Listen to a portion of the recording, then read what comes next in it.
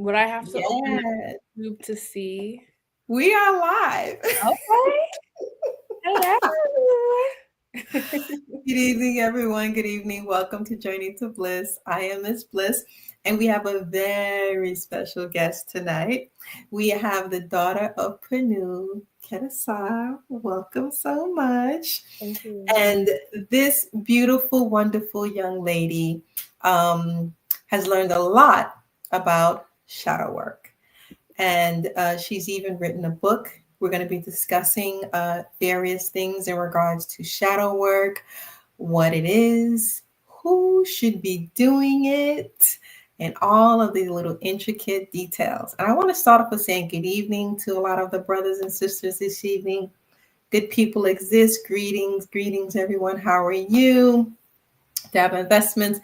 Good evening, Ms. Bliss. Shadow work sounds interesting. Yes. And if you don't know about shadow work, you're going to learn tonight.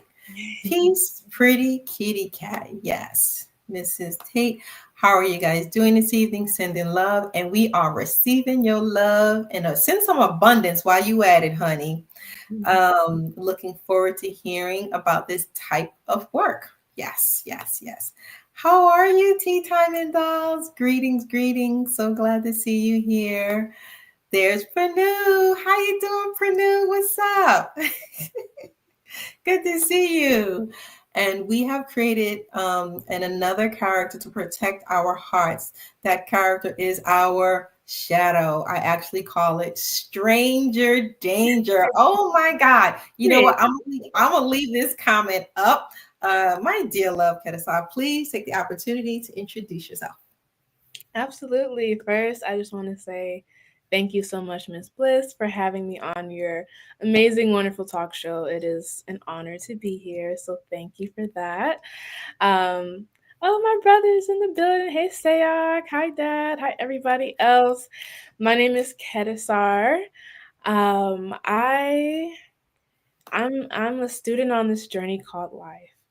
That's where I'll begin. I'm very into all things wellness, holistic health, healing.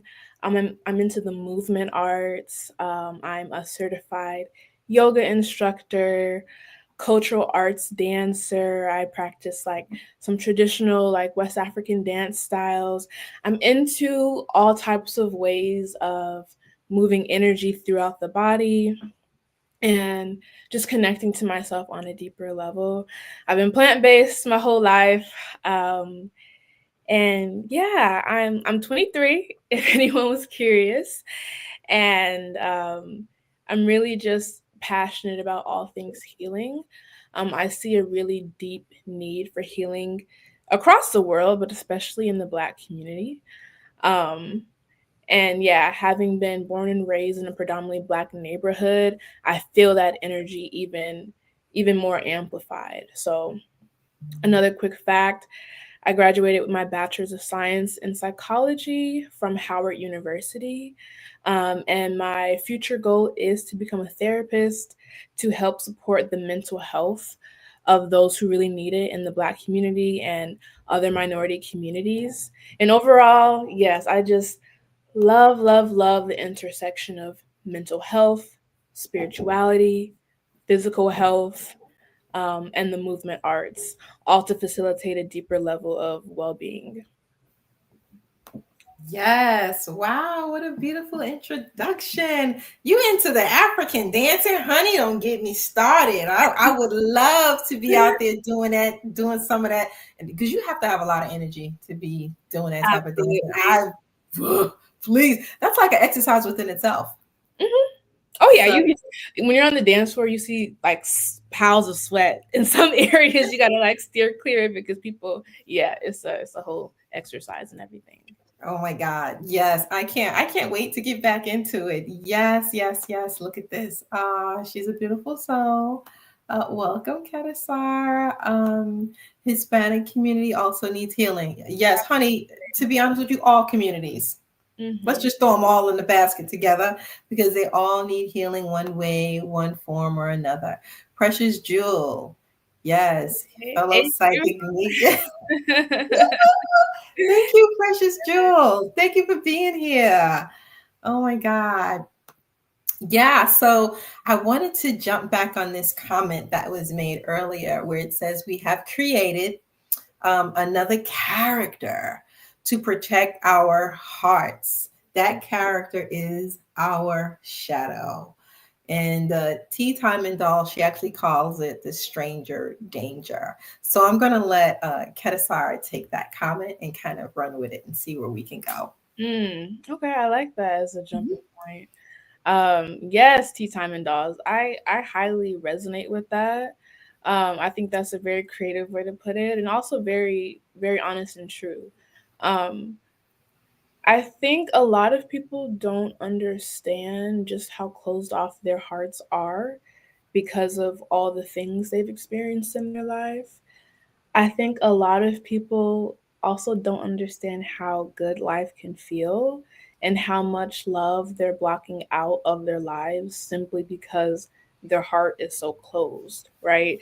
If you're going through a traumatic situation, if you're going through a situation that brings you a certain level of pain, if you're not trained to reframe that situation and process it correctly, automatically you have to find some other way to protect yourself from that situation, right? If you don't have the mental capacity, the inner knowing of who you really are, the knowledge of self, naturally your defense mechanism will be to put up a wall around yourself, to put up some type of guard, some type of shield, some type of mask around yourself, and that includes your heart.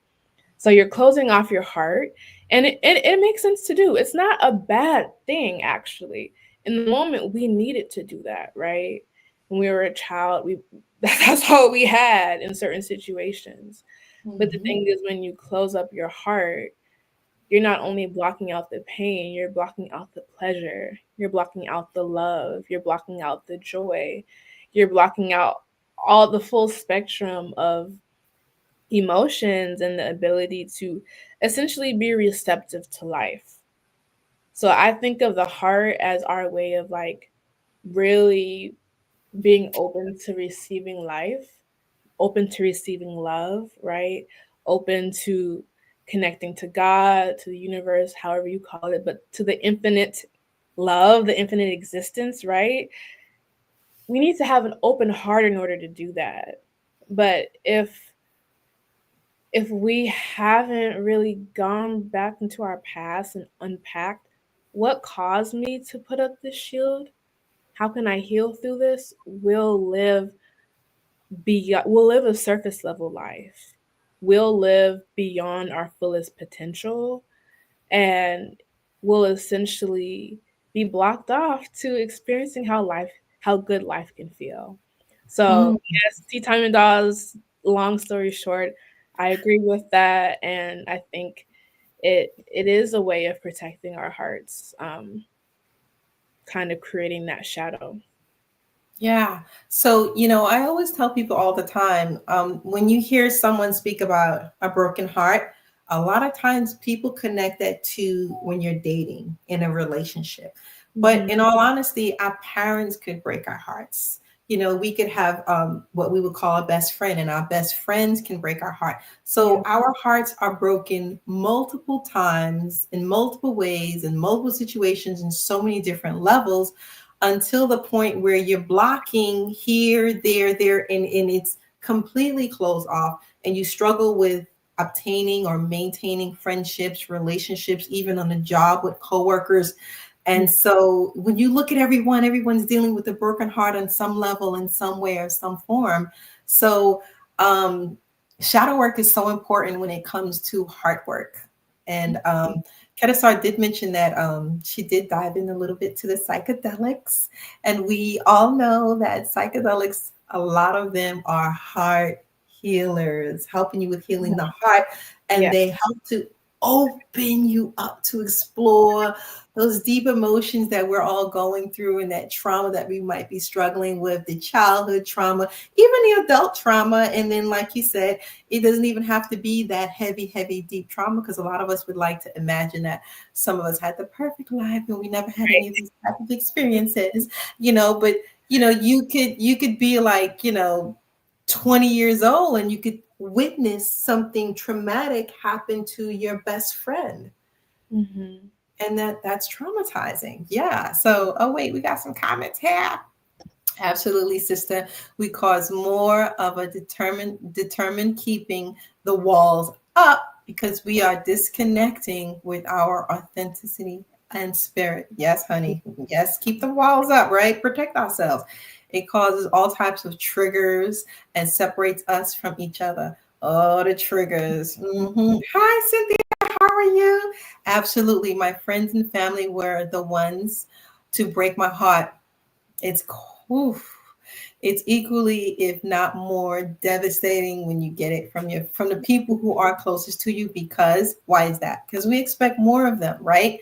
But then a lot of us, I guess, we have to realize you have to look from their perspective. What have they been through to cause them to want to trigger you and trigger these traumas on you? So it's like you have to really dive deep into the whole life experience of people and in humanity, right? Restoring the humanity and being empathic regarding other people in their situations. Mm-hmm. So yeah, all right. So I guess now we can move on to who is shadow work for? Well, maybe we should just say exactly what exactly is shadow work before we move on to who is shadow. Yeah, that's a great question. So, what is shadow work? Defining it, I think, is great. So we're on the same page. Oh, there's a lot of ways to define shadow work. And each time I talk about it, I say it differently, but it all comes back to the same, the same root meaning. To me, shadow work is the process of unpeeling our layers to get to, like Tea Time and Doll said, to get to our authenticity, to get to that whole expression of our being. So we are all made whole, we are all made divine. At some point, we fragment from that divinity, right?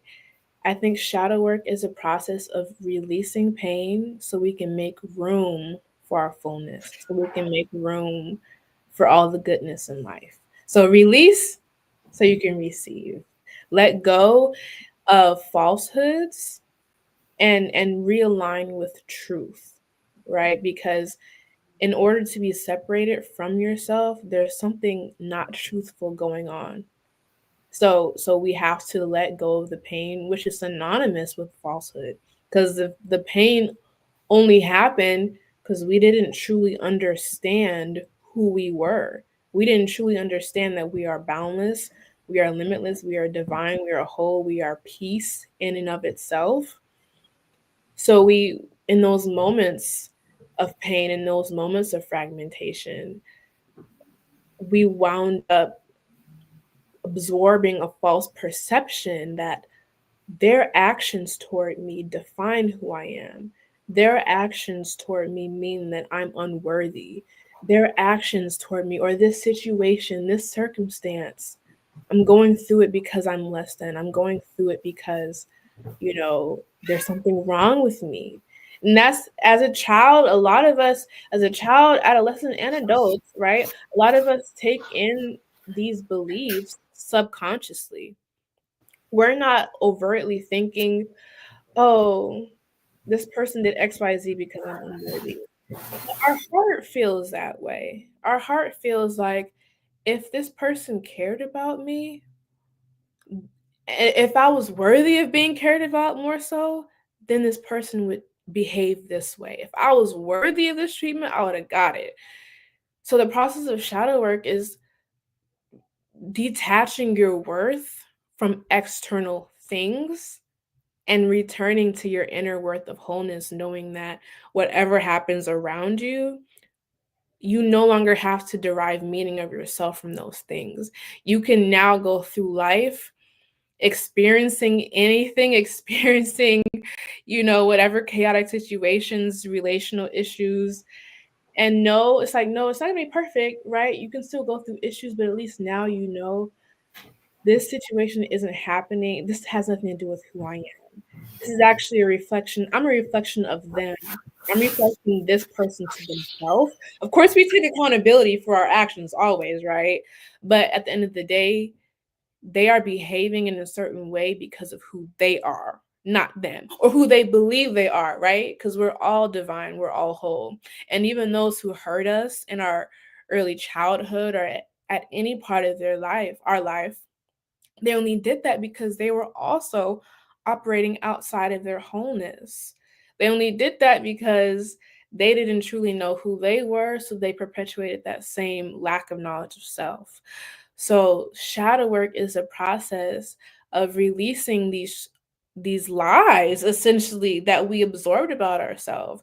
Are the lies that told us we were unworthy, the lies that told us we were less than, and then returning to truth, because truth is love. Truth will always have us in our wholeness. Truth will always have us in our divinity. So, in order to come to that truth, we have to go through our past and reassess where were the moments where I left truth and went into this falsehood of who I am? What were the moments in my childhood where maybe I felt abandoned when this happened, and therefore I absorb the false belief subconsciously, right? Because you're just a child. You're not thinking these things explicitly. I absorb the belief that, oh, I don't matter, right? Defining those moments, going back, searching through your files, your inner memory files, combing through that and reprocessing those moments from the framework of knowing who you are, from the framework of knowing the truth of a situation, allows us to release the attachment we had to that. It allows us to return to our wholeness. And essentially, like down the line, we could also arrive to a place of forgiveness. Now, I don't believe forgiveness is the first step. You need to hold space for you. Hold Yeah. space to be upset. Hold space to be mad. Hold space to cry, right? Yes. But it's a whole process. It's a whole journey. And I actually detailed all of these things in my shadow work ebook called A Guide to Shadow Work, Healing Beyond the Surface. That will be, because of you, Miss Bliss, you're inspiring me to go back into my work and release it to the public. So I will be doing that in a couple of weeks. So Yes, that's what I'm hearing from so many people that I'm an inspiration one way or another. And I never know I'm inspiring people because all I'm doing is I'm just being me. I'm just doing me, and from me being myself, people are just responding in that way. And it's like you make me want to do better and bump up and step up my game and do this and move forward. I'm just like, I'm making you, I'm doing it. Someone else inspired me. Your dad inspires me, and you're inspiring me. So it's kind of like a balance between all of us. We inspire each other one way or another. So yes, I'm extremely grateful. Wait, we got some comments here. Tea Time and Doll says, I love that, Kedisar. But it hurts to dig up pain. I can address that part too, but let's keep going. Yeah, we don't have to dig up pain.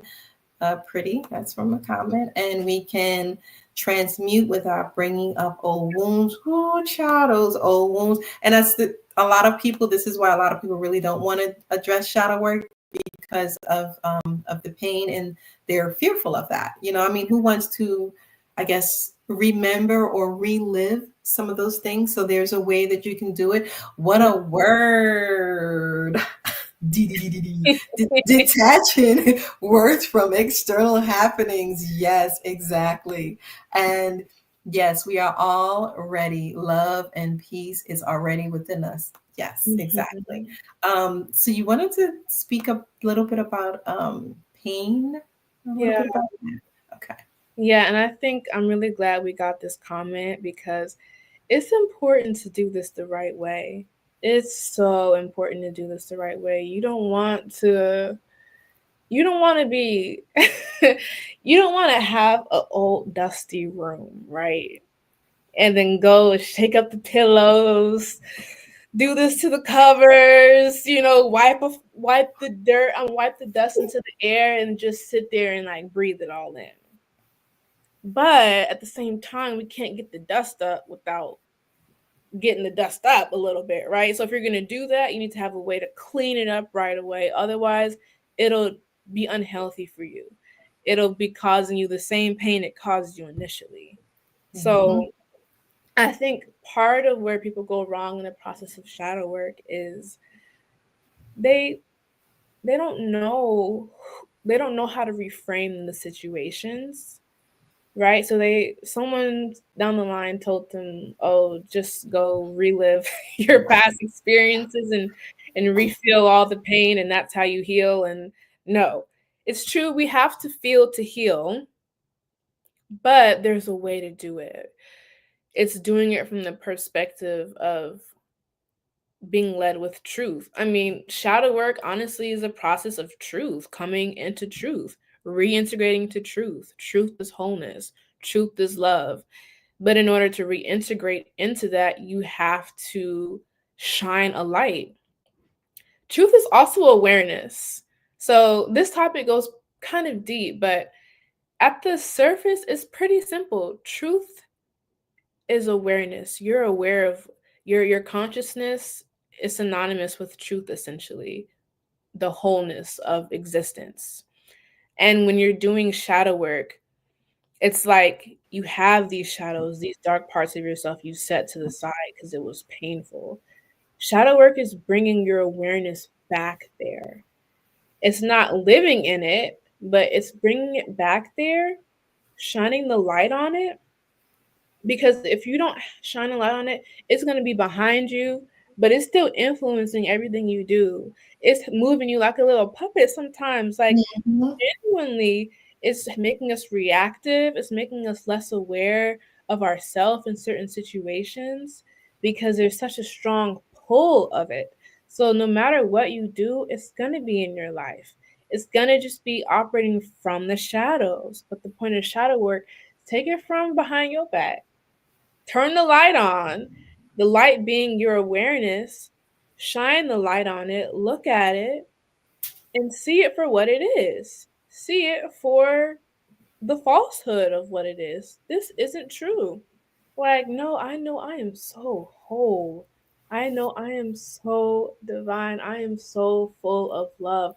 This could never be true. This could never be true. Matter of fact, I actually feel for this person, or I'm aware that this person was going through pain and was confused. Say it however you want. They had something going on. They was confused. They needed help. Okay, for them to have done that in the first place.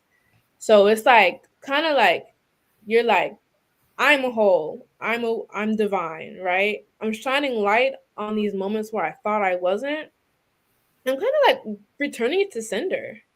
Mhm. So it's Mhm. not that you have to relive it all. You do have to hold space for whatever feelings come up because you have to move the feeling through your body.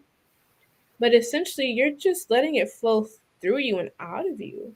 And Right. another thing I will mention is a lot of people also fear shadow work because, like we said, people don't want to feel the pain. But the beautiful thing, though, is when you actually hold space for whatever emotions you're experiencing from this place of knowing who you are, almost like you're the witness of it. You're not defining yourself by it, you're just letting it flow through you. It doesn't stay very long. It Right. truly doesn't. When you surrender to it, it comes over you and it does hurt. I'm not going to sit here and sugarcoat it for y'all. It hurts. The process of shadow work isn't necessarily, it's not light and fluffy, okay? I'm not going to say Mhm. it's a horrible process. It's actually extremely rewarding because when it comes out of you, you feel it and it's like you release it. Afterwards, you feel so much more elevated. You feel way of a higher frequency. You feel lighter, like you Yes. released all of this weight. You feel like, you're floating. You just feel more like yourself. Why? Because you're deeper in your wholeness. You just integrated a part of yourself that was fragmented. So, of course, Exactly. you feel better. So, you have to think of it just a temporary discomfort. Surrender to it fully, not defining yourself by it, not attaching to it, not like, oh, boo-hoo, I'm this, I'm hurt, I'm whatever the feeling is, I'm sad, I'm angry, I'm experiencing sadness, right? I'm experiencing anger, but I am not that feeling. So now that you're not attaching to it, you're giving it permission to leave you. Finally, it can Mhm. leave. it'll be gone. And then you'll be back in yourself and you'll be that much more of yourself after the process. So it's just a temporary discomfort for a very, very great reward in the end. And Mhm. yeah, so yeah, It's like it's a lot. it's like you acknowledge the situation and the experience. You know, you're very aware of it, and but you realize the intricate details of how it happened, what role they played, what role you played, and so now moving forward, you sort of have like this mental expansion on how to move forward with other situations. You know, and it gives you red flags when you see a situation like this cooking and brewing, like certain relationships. You see the same movement, the red flags. You can say, okay, I can kind of see, I've seen this before. You know, I've seen like the narcissistic personality before. I'm Mhm. fully aware of how that movement is and how to deal with those people, and whether I just want to be, if I want to even be involved with those type of people. Like it's you learn more about yourself and you learn more about other people and how to deal with them. So Mhm. yes, we are not our thoughts, we are not our pain. That's not the truth of who we are. Yes, Exactly. yes. Exactly. Yes, we are the witness. Yeah, we the witness, like they say in church, right? So show me the witness. Hallelujah. Yes. Yes. Exactly. I transmute insecurities, pain, etc. through art. Yeah. We are going to have a discussion on how to transmute it, what you can do to, to help you through all of this. It's done in a particular way for the transmutation to be experienced. Without digging up past pain, it transmutes automatically. It sounds like you just be going into the flow when you're doing the art. And so I believe even if you are doing dancing, you Mhm.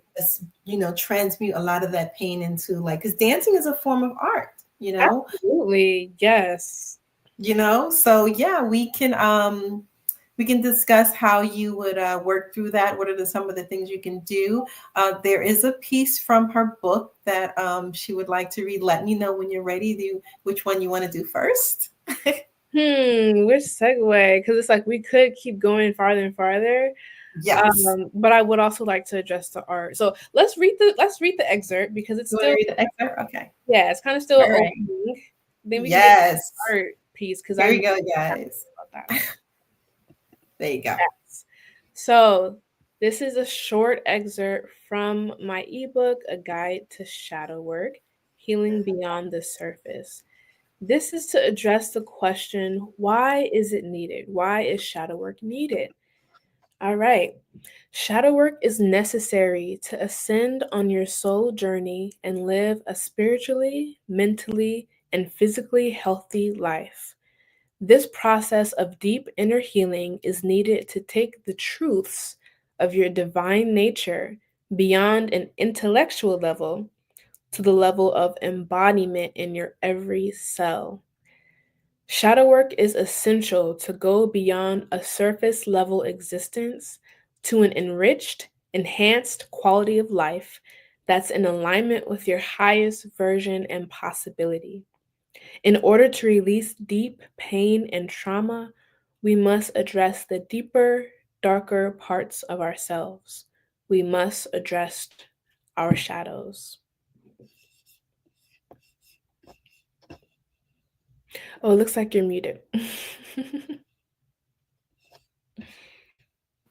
Yeah, I be doing that, y'all. Well written. I was saying before I was in here talking to myself. Well written, well said. I love it. I love it. Yes. Absolutely, Thank absolutely. Mic drop. You know what? I got to get some little sounds in here for y'all. So get the mic drop sound, pew, or the bomb or something like that. You Right. know, I would like that. I would like that. That is well written. I love that. Everything you said about the importance of shadow work and what it is and the all of that, and yeah. Whew. Just listening to that is just, you need to take a deep breath, Because I know a lot of people, when you're listening to this, you could be thinking about, okay, where do I start? All right, so I'm listening to this and I know, is this something that do I need this?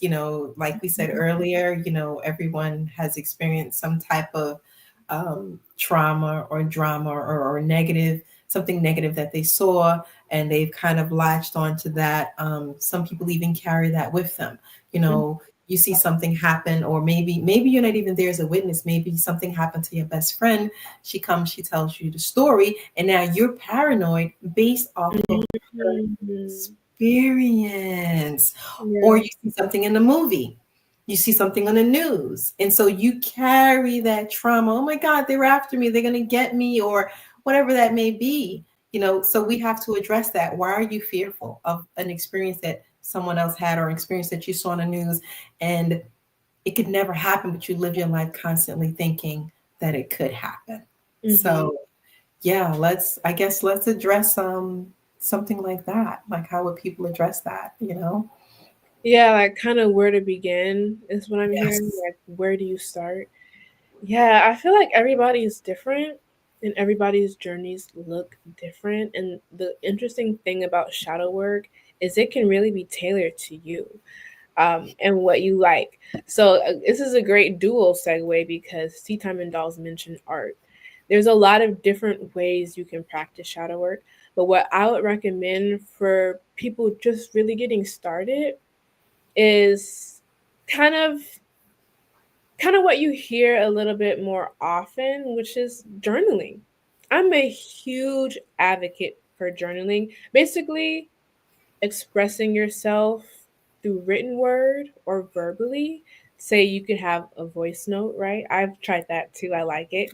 A voice note just for yourself. You don't got to tell nobody. You can have it locked on your phone, and then you can have a personal journal where you're allowing your thoughts to go to paper. You're allowing what's inside to be released in some way. I think that's a key element because it's no longer just inside of you, right? Expression. So essentially I think shadow work is mostly done through expression.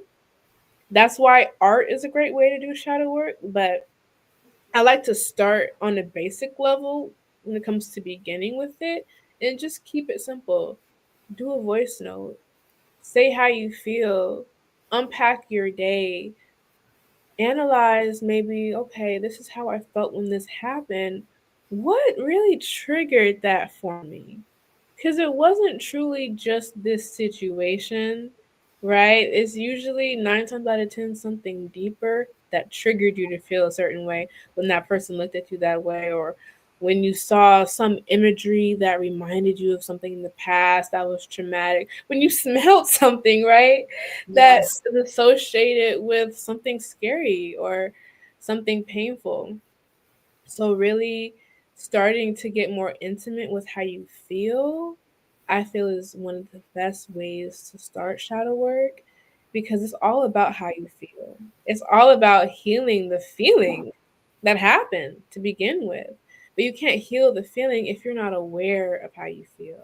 So the voice notes, the journaling allows you to bring more awareness into yourself, into your inner world, like shining a light. What's going on inside? Some people might think, I don't have a lot to say.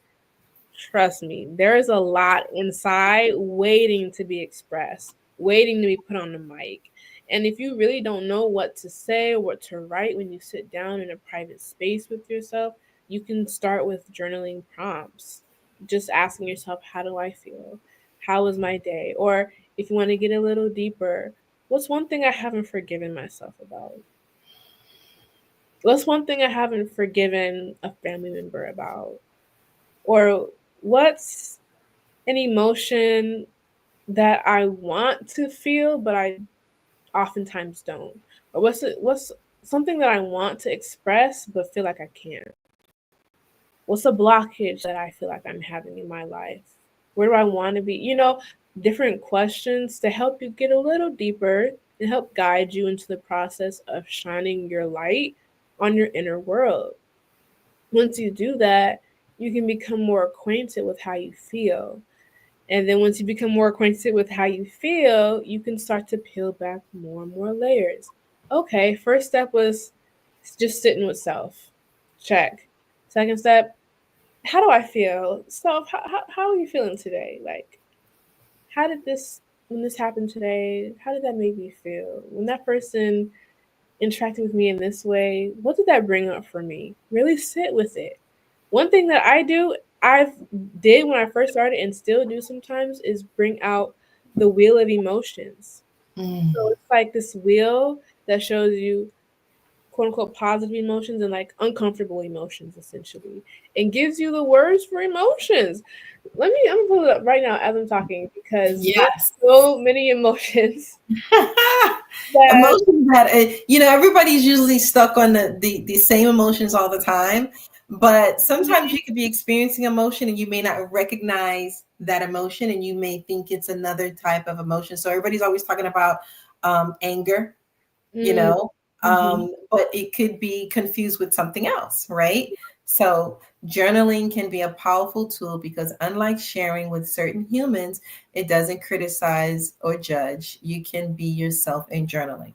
Yeah, I guess we could also discuss, like, is it safe to um, have discussions with people Mm. when you're going through shadow work, and who should you share your conversations with, and what should you share with them if you're going through shadow work? Because I will admit, Whew.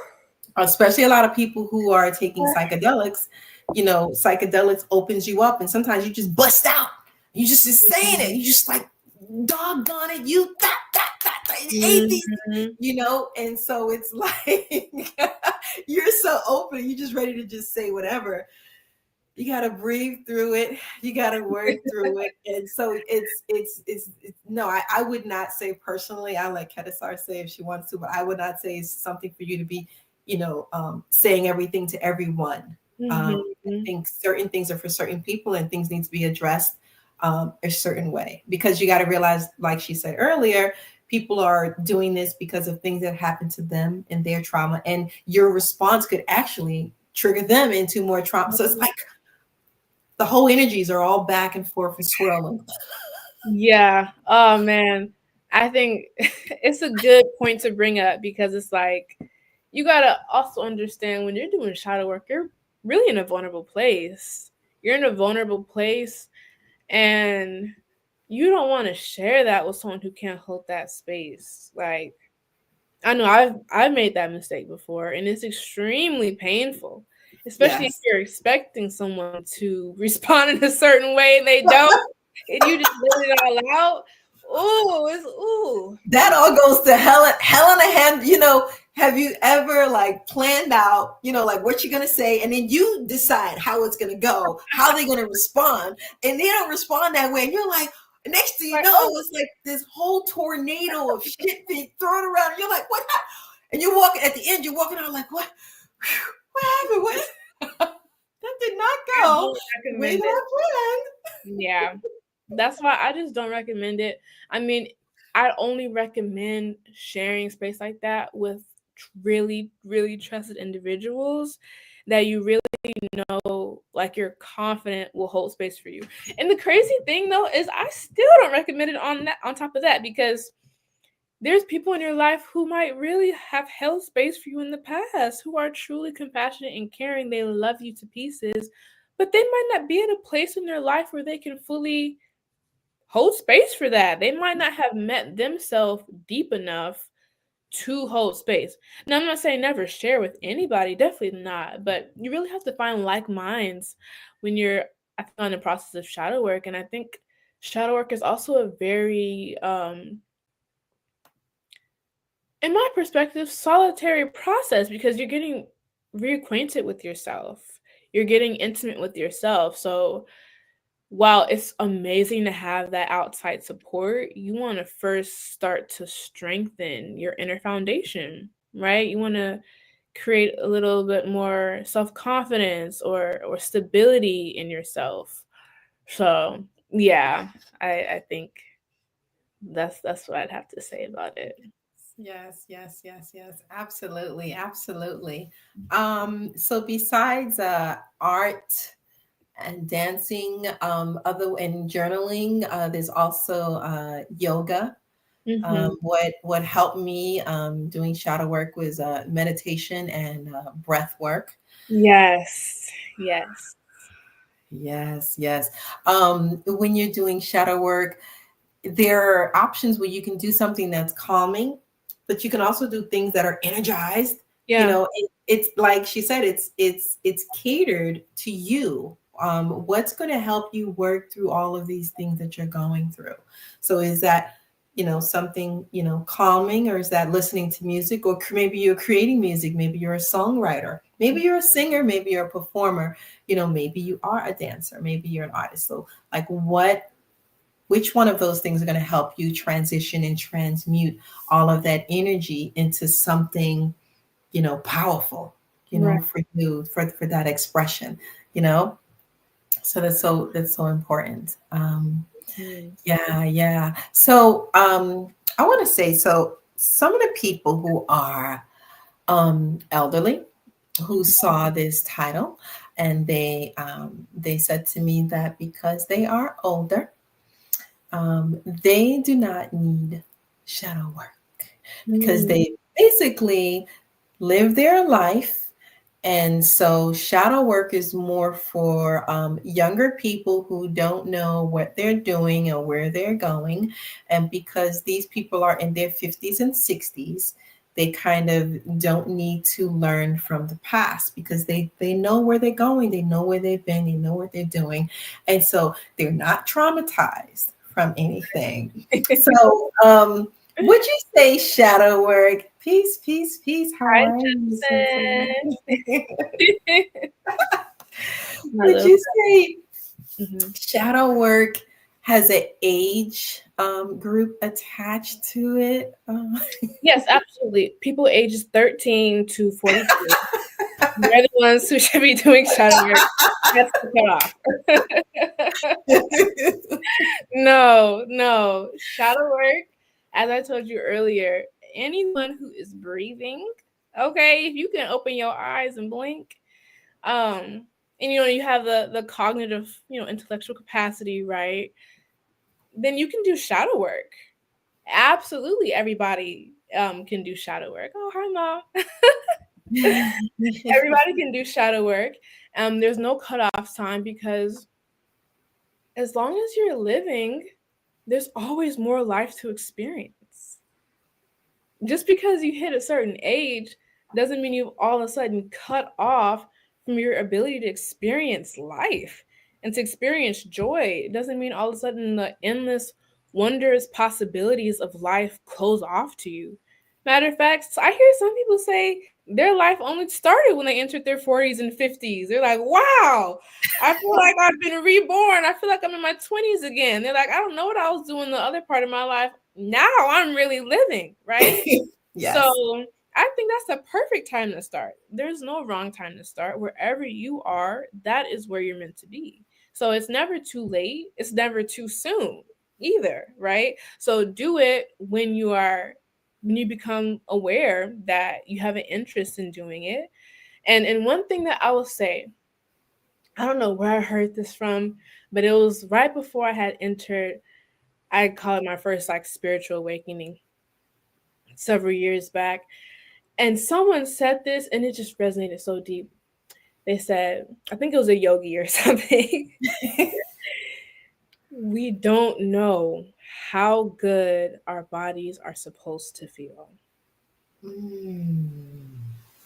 Wow. You don't even know how good it's supposed to feel. So right now you're existing probably, I mean, if you think about how vast and endless and expansive the world and the universe is, let's be honest, most people are experiencing maybe 10%. That is generous. That is very generous.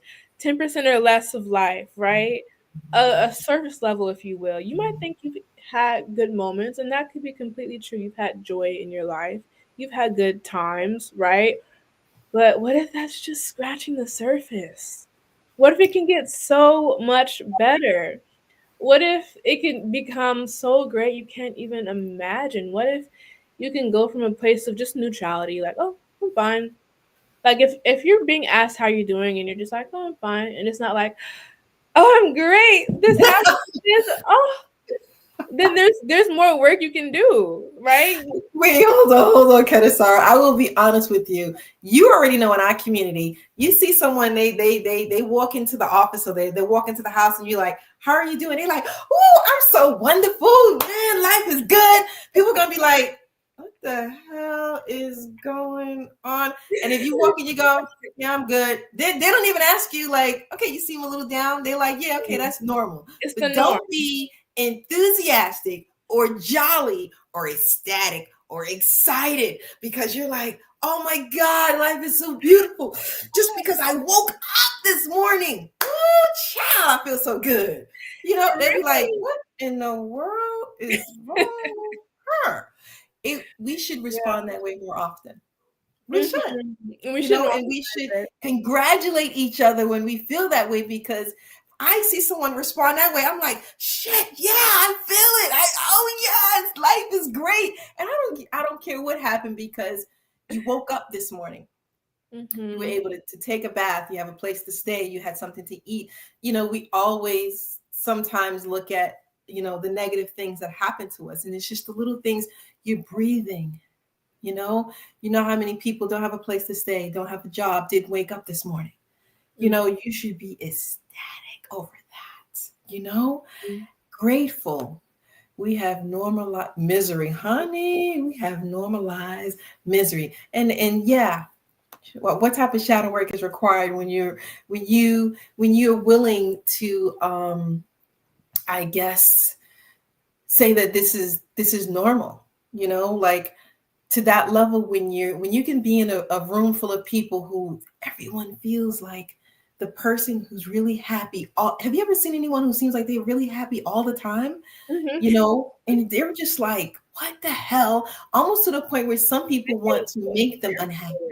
Mm-hmm. It's scary. It's scary. What level of shadow work is required amongst us as a community, where too many of us are feeling that way? Mm. Yeah, it's just very interesting, because I've been around groups of people, I would say other cultures. I'm just going to say other cultures. I'm not going to tell y'all what culture. Okay. But I've been around other cultures where the genuine feeling around them every time I'm around them is love. It's not like this ecstatic happiness. It's just, hey, love, how are you doing, darling? Have a beautiful day. Or how are you? Oh, you look great. Oh my God. It's all of this like lovey, kissy, huggy. And I was around them and I was just like, damn it. Because I was going through my own trauma. And I was just like, damn, all this love. I don't know what to do. And this was women. This is a lot of like women, and it was just, they were all like nurturing to each other, and oh, I'll help you with that, and I'll help with the baby, and then I can cook, and let me help you with your, like, we don't really have that in the Black community now, all that nurturing and that love and that care and that type of energy. And I was like, can you imagine if you're around women who are always happy, like you do to some extent go through some type of forced shadow work, because you start to realize you never really been around women like this. So you never really been around just people in general like this. And so you start to question, why not? And can I be like this? And if I'm like this, are they going to judge me? And no, I'm not going to be that way. And I got to be this way because I got to fit in, and all the. So now you got multiple shadows popping out. Right. It's like, which shadow? Can you battle more than one shadow? Like, it's like you got to take karate to chop all these shadows up. Like, what is going on? Look. We have normalized misery. Yes, I did that one. Okay. That is so sad, and it's disheartening.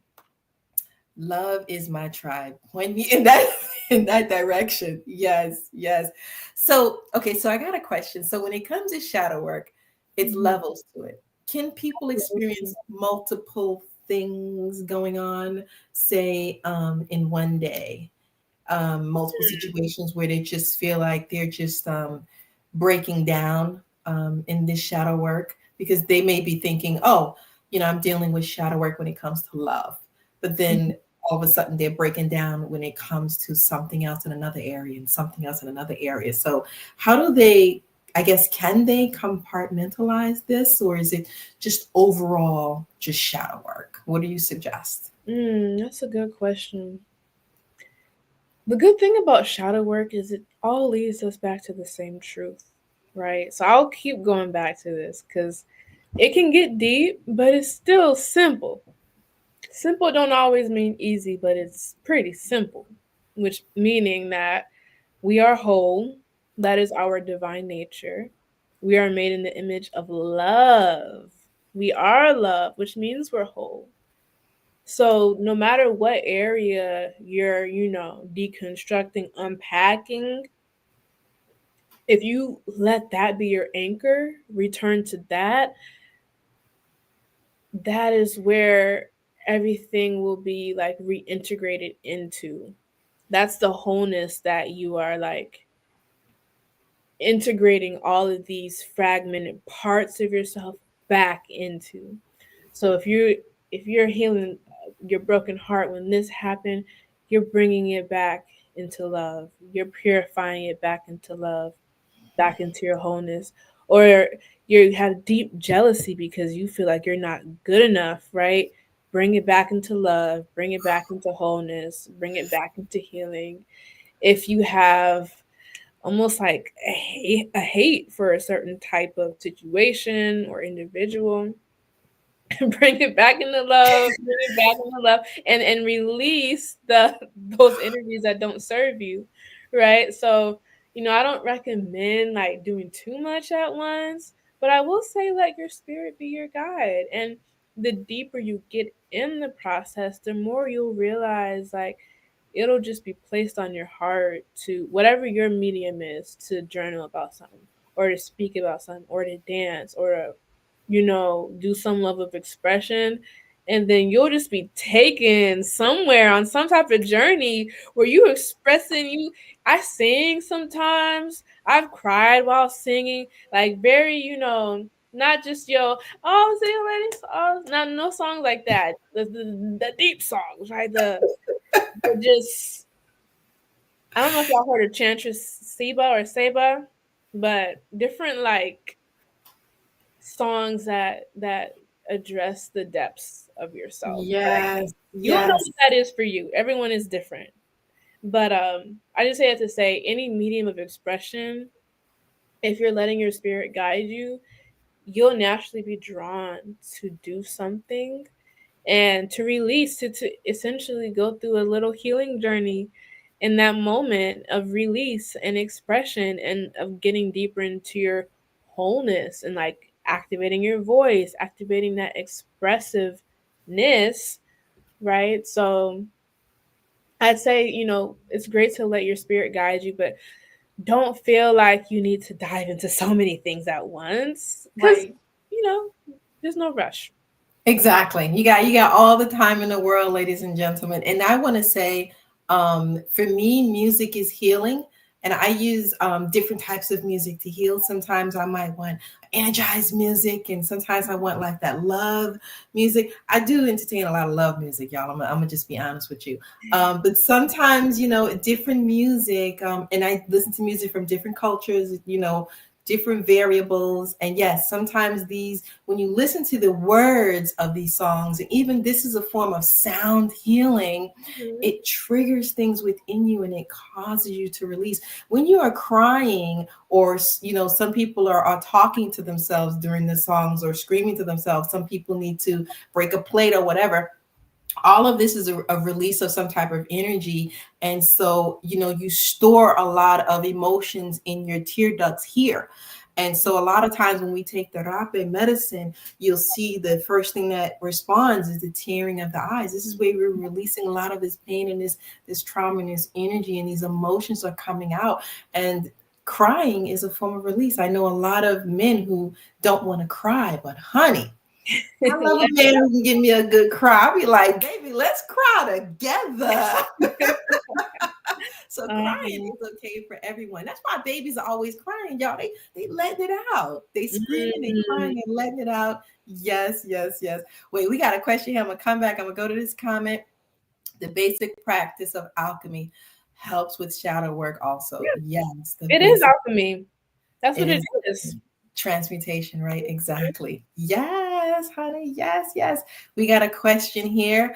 Do you have suggestions for children to do shadow from getting out of control? Hmm. So, so for children, are we talking about like 10, 11, 12 years old? Are we talking about that age group? Or are we speaking of you more younger? Like, what's the age group that we're talking about? I would ask that. And when you say getting out of control, do you mean like that temperament, those temper tantrums kind of thing?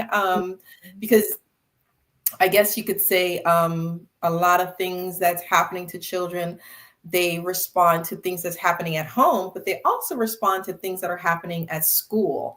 And so a Mhm. lot of times, since we are not there, your child comes home and they're doing things or they're saying things or they're responding to you in a way that you're like, I didn't teach this. We're not familiar with this. What's going on here?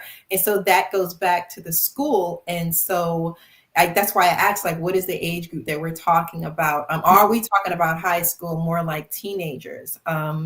Because shadow work, there's no age group on it. I would say that if you could teach a 7 or 8 year old how to address their emotions and their feelings and what they're going through, that would be a positive thing because you caught them at an early age, Yes. right? You caught them well into the game. So yes, elementary. Okay. So elementary school age, and to keep the shadow from tantruming, torturing them. Okay. I guess that's what you mean, right? Oh, Traumatizing like them. that temper tantrum, kind of. Yes, yes, to keep the TK. So it's elementary age, tantruming. So they're having like temper tantrums, I guess, right? So it's that temper tantrum, and they're in elementary school. The temper tantrum where I can't get what I want, so I'm going to kind of tear the place down, kind of temper tantrum. I've seen that from a lot of children in the younger ages. So it's an interesting observation because different parents deal with it different ways, and depending on how the parent responds, it could actually cause more trauma. Right? Tantrum, the temper tantrums. Okay, yeah, I was thinking that. Okay, so the temper tantrums in elementary school. Any suggestions, Kadasar? Any suggestions? Yeah, so I love this topic of children because that is part of my sole purpose working with the babies. Now, I don't have no kids yet, so I will say that I'm not a parent myself, right? But I did I studied children in college, and I also have my own younger siblings and have been babysitting for more years than I can count. And also just reflecting on myself and what worked and didn't work for me. I can say, just from my own perspective, one of the things I think is important, right? Because once again, I'm not a parent, but one of the things that I think is really important for children is to have a safe space to be able to feel and express their emotions. Because the thing is, if they're able to healthfully express, it's not in a child's nature to need to go absolutely crazy if they were able to healthfully express it the first time. A lot of the behavioral issues come when they're not being heard or they're not being understood. They don't understand themselves. They think they need more attention. They're not getting the attention that they need, or there's some deeper root issue. But when children are able to basically develop emotional intelligence from a young age, I think that'll be extremely beneficial in starting them in the process of just, being in their wholeness. Now, of course, we can't sit here and tell a child, no, don't feel that way. You should be at peace in this situation, because that's not where they're at in their life. They're in the more emotional phase of life where they're just these receptacles for so much emotions, so many big feelings, right? And they need to be taught how to process them, taught that I'm not this emotion and I can actually let it go through me, right? I can do these different breathing practices. I've seen breathing practices be so beneficial for the little ones, learning how to breathe in, breathe out, teaching children things like yoga and being mindful, and just teaching them how to understand how they feel after they've had that tension. Okay, why is it that you felt that way? Like being able to get them to understand who they are essentially. So I think that knowledge of self, from my perspective, would be a really great thing to instill into children from a young age. Not to tell them that they can't, feel a certain way, but to give them power, empower them to know that it's okay to feel this way. Feel it out, but also know that you have the power to move through this. Because a lot of Mhm. kids, they also, and we know because our inner child's still alive and we know what it felt like. You get overwhelmed at certain emotions, especially like sadness. You feel like you're drowning in it. And if you don't have that caregiver who can calmly, like, empathetically reflect to you what's really going on and be there for you, you think you're going to get lost in it. You think you're drowning in it. You think you might die. Seriously, the primal brain thinks that they might die on a very psychological level when going through intense pain or just an Mhm. intense emotion. It's just like, and you know how that feels, because in those moments where you're going through such a deep emotion, you don't even know what the end of this will look like.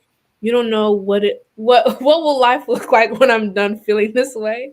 Even if you're only feeling like it for 15 minutes, if it's so strong, it's hard to see through the other side. So allowing them to know that they have the power to move through it and that they are the witness of it, they are not the emotion itself, can really give them such a strong foundation to healthfully experiencing their emotions. So they're still gonna cry, they're still gonna be upset, right? Yeah. But to know at least in the end, to be aware of why it happened and to know, to have the tools to bring themselves out, to basically to self-regulate, I think Yes. is really important. Yes.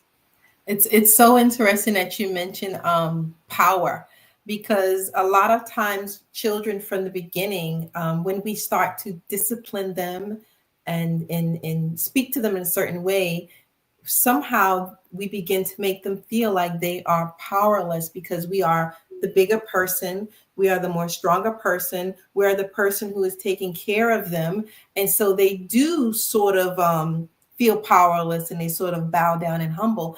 And so what you're saying is you're giving them power, you're letting them know how powerful they are so that they can work through all of those emotions. And I think that's just absolutely wonderful, because I think also to say allowing them the ability to express themselves is so important, like you said. So a lot of times we're telling our children, be quiet, sit down, shut up, Mhm. don't say that, don't, in all of these don'ts is what it's doing, is shutting the child down Yeah. more and more and more and more and more and more. And the child lacks the ability to really to express themselves. And we as parents, we do it because probably our parents did it to us. And so, the trauma, the generational trauma goes on and on and on and on and on. So yeah, Mhm. we need to raise our vibrations as parents or adults, peers, in order for the children to be protected and keep them calm. For the most part, keeping them calm, honey. Ooh, yes, you're right about that. When our vibrations are raised, we know how to speak, not to react, because, Yeah. oh yes, we are always reacting. So not Mhm. to react, to better help them, as opposed to reacting and projecting from our own shadows. You're right. We are projecting from our own shadows. We are reacting. And so, not to just jump on all of the parents or the adults and say, oh, they're bad. But sometimes a parent is, crazy day at work, crazy this, that going on, adulting. We're adulting, and then the child comes and it's just like, God, get out of the room and shut up. And the child is like, boom, there you go. The Yeah. trauma. It happens so quick and easily. So easily, and then because the adult is adulting, they do an adult thing in adult life, or they ignore the child, and they don't always know that they're doing these things to the child when it's disciplining the child or speaking to the child in a certain way or ignoring the child. They don't always know because they got things going on. And in all honesty, we don't live in a world that we lived in thousands and thousands of years ago, where we spent a lot of time with really nurturing and loving and caring for our children. Everyone's so busy with working one job and overtime, or two jobs and no relationship, or a half relationship, or a traumatized relationship, or a traumatized household. All of these things are going on that affects the child itself. So it gets shadow work. It gets very complicated. I have the wheels, get aside. Okay. I was like, let me just send this just in case. Okay, hold on. Let me see. Okay, so here we are. Yes. The emotional wheel, comfortable emotions. Wow, look at all these freaking Wait a minute, girl. Where did all these doggone emotions come from? I know I ain't feeling all of this. Am I feeling all of this? What? That's the first wheel, y'all. I'm gonna show y'all the next wheel. Here's another wheel. Boom. Emotions wheel. Number 3. Uncomfortable. Look at all these emotions, y'all. So Feel it's not just I'm all right. It's way deeper than that. Or it's not just I'm feeling some type of way. We gotta go beyond the I'm feeling a way. What way are you feeling? Define it for me. Speak it out. So it's like when you know how you feel, you're more informed of what to do for yourself. If you go to the doctor and say, "Doctor, I have a pain," they gonna ask. She's gonna ask, where's your pain at? And if you're like, and she's like, what type of pain? You're like, I don't know. It's just a pain. I feel a pain. Help me out. There's not much the doctor can do for you if you don't know where the pain is. When did it happen? Why are you feeling that way? Is it a sharp pain? Is it a dull pain? Let me tell you, all of these things, we know all of these emotions, but a lot of us, we don't recognize this. Let me tell y'all, tell me if y'all recognize some of these things.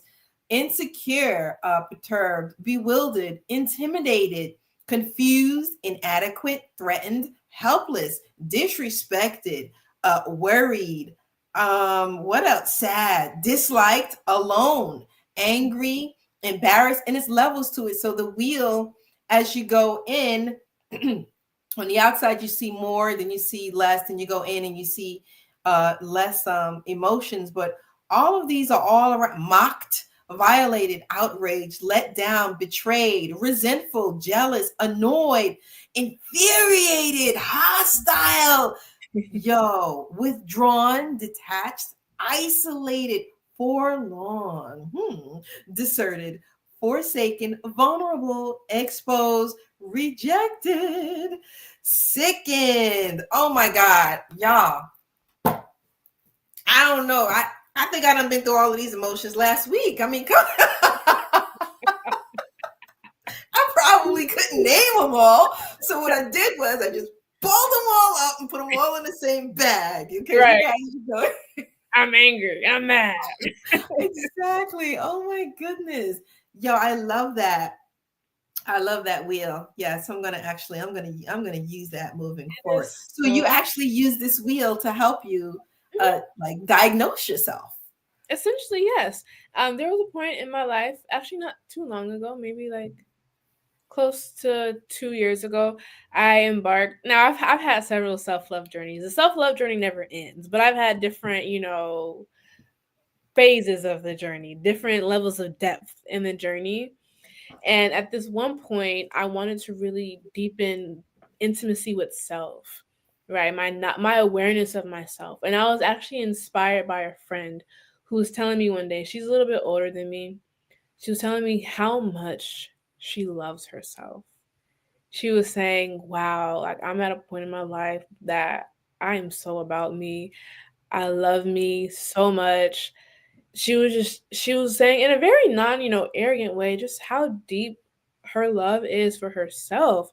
And I was just looking at her, kind of how we're talking about that one happy person, right? How if you're not in that space, you're kind of like, hmm. It's like, huh, like, I don't know you can really feel that good, right? So when she was telling me that, it really inspired me. I'm like, I know somebody, like this is tangible now for me. There's someone in my life who could feel that good. I can definitely feel that good about myself. So I went along the journey, and it really started with, a lot of research into the space. And what I found was, in order to have love, deep love for yourself, you have to be intimate with yourself. And intimate meaning like emotionally, mentally, right? To fully love something, there's some would argue, right? Everyone defines it different, but some would argue you have to know something to love it to some extent, right? It's like, what do I love? Like, if I only know the surface of me, I can't really fully love my whole self. So I embarked on this journey, and I made it really simple for myself. I'm like, I'm just gonna have a date night with myself every night. I'm gonna set a date. I can't miss this date with self. I'm gonna journal every night, and it's gonna be simple. You talk to yourself sweetly. Hi, my love. How are you feeling today? Right? Like, how was your day today? Just simple questions. How am I feeling? 'Cause it's like, wow, I usually don't reflect at the end of the day and really sit with myself, say, how am I feeling? If someone asks me, the answer usually is, oh, I'm fine. Oh, I'm fine. I'm good. How about you? And then you turn it right back to them. I'm good. How about you? But are you really good though? Yeah. Are you really good? Is that the truth of how you feel? And most people, that's just a passing conversation. We don't really have the time and the capacity to truly unpack how we feel. But in this experience, I was giving myself that time and that space to really sit. How do I feel? Then I noticed in the beginning, I'm like, I don't know. Like, I genuinely didn't know. I'm like, I don't know how I feel. I can't put my finger on it. I feel, but I don't know what I feel. Then when I learned about the emotion wheel, I had to just sit, go through each one. Like, is it under the bucket of sadness? I don't know if you saw, but it's like each section it got more and more specific. So Yes. under the bucket of sad, we have discouraged, under discouraged, small, broken. You have subdued, under subdued, gloomy, somber, under aggrieved, agonized, desolate, right? It gets Mm-hmm, so mm-hmm. specific. So I would really sit with that and just comb through it and finally find how I feel. Oh, I feel, what's a good example of something I felt? I feel deflated, Mm. right? Like, and then once you know how you feel, your feeling capacity starts to open up more because you're bringing your awareness to how you feel finally. So you're able to actually feel it fully. When you Right. don't know how you feel, you don't feel that much. You're kind of a little bit numb to your feeling. So Yeah. bringing your awareness here through this emotional wheel allows you to shine the light on it and allow yourself to experience it and move through it. And that also means you can experience some good emotions more too. Like, wow, I'm feeling very expansive, Mm-hmm. feeling very upbeat. Mm-hmm. I'm Mm-hmm. feeling captivated. Like, I love this wheel because so in the inner part of the circle, I'm gonna pull one up. So this one here. So in the inner part of the circle, guys, along here where you see like the purple, in the inner part, it says afraid.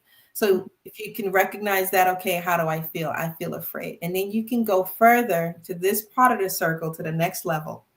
And it could be apprehensive, stressed, worried, inadequate, confused, threatened, helpless. And then you go even further on the outer parts of this circle, and it goes to timid, nervous, overwhelmed, desperate, anxious, alarmed, inferior, insecure, perturbed, bewildered, intimidated, exposed, powerless, out of control. And I guess so once you're on the outer skirts of the wheel, that's when you really hit how you really feel. Whew, child, I never, that is a beautiful wheel. Thank you for sharing that. I'm going to use that. Absolutely. You see how you inspiring me to be better. It's a full circle. It's a full circle. It's a full circle, y'all. Absolutely, absolutely. So we're gonna begin closing. Kedisar, I know your book is not out yet, so we're gonna, once you have it out and it's ready for people to purchase, I will have you on again. And I'm all about assisting our brothers and sisters and promoting them. I believe in Black businesses and Black supporting one another, and that's just me. That's just how I am. So we will have more information. We will invite Kedisar Black back. I see you guys like love having her here because all the comments I see going on, the conversation was great. In closing, Kedisar, is there anything you want to share with our brothers and sisters? I feel a lot of gratitude. I'm happy to be here, and I'm happy to just serve as a reflection because I'm an eternal student of life. I'm not some, guru sage. I'm just a person going through the mud myself, taking myself out of it and living to tell about it. And I feel as though we all have the capacity to experience so much goodness in life. So one of the things that I want to do is unlock that in myself so I can reflect back to people themselves, reflect back to them their joy. Oh, hi, Cassandra. Reflect back to them their divinity, right? So it's like anything you see in me and appreciate or like or love, that's you loving that in yourself. So that's just how I will close. Just remember that we are all reflections of each other. And there's nobody that has a higher capacity for divinity and experiencing their wholeness than you. There's nobody who has, a leg up on you in that regard. We all have this beautiful gift of love that's been placed inside of each and every one of us. And I just hope that along my journey, I inspire others to meet themselves in that depth.